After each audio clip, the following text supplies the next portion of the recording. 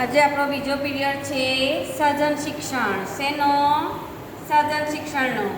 ગયા પીરિયડમાં આપણે સર્જન શિક્ષણમાં શું શીખેલા?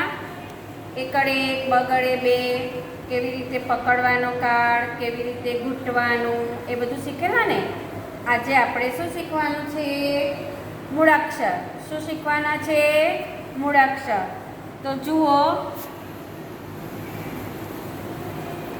આ કયો મૂળાક્ષર છે? બધાને ખબર છે ને?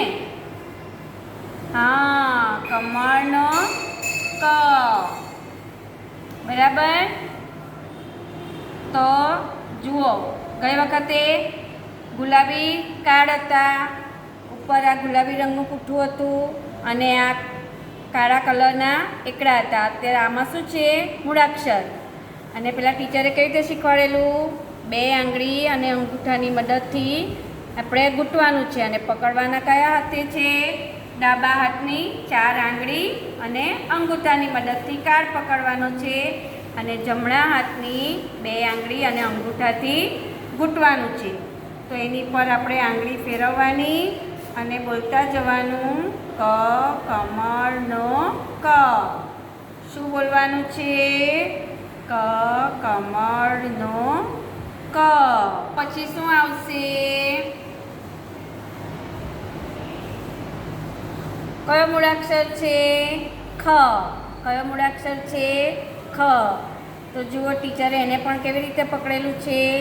4 આંગળી અને અંગૂઠાની મદદથી ડાબા હાથમાં પકડવાનું અને જમણા હાથની 2 આંગળી અને અંગૂઠાની મદદથી ઘૂંટવાનું છે.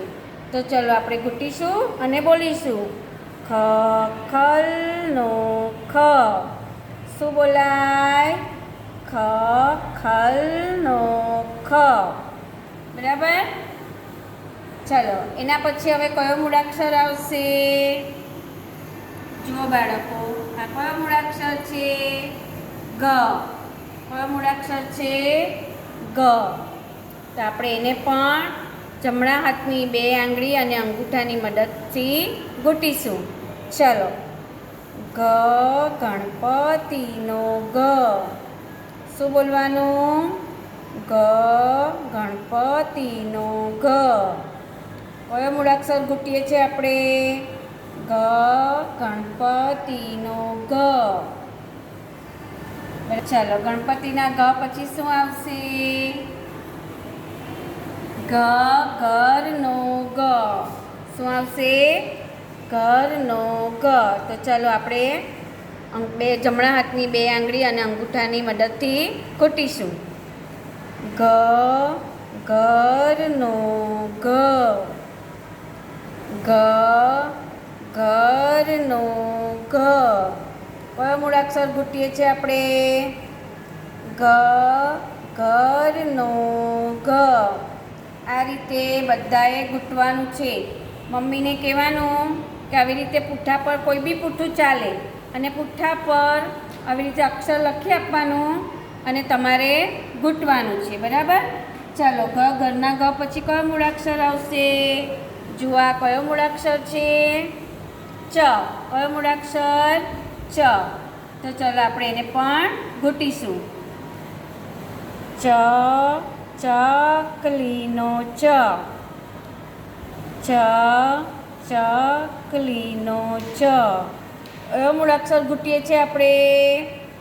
ચ. કયો મૂળાક્ષર? ચ. તો આપણે શું બોલીશું? ચ ચકલીનો ચ. ચ ચકલીનો ચ.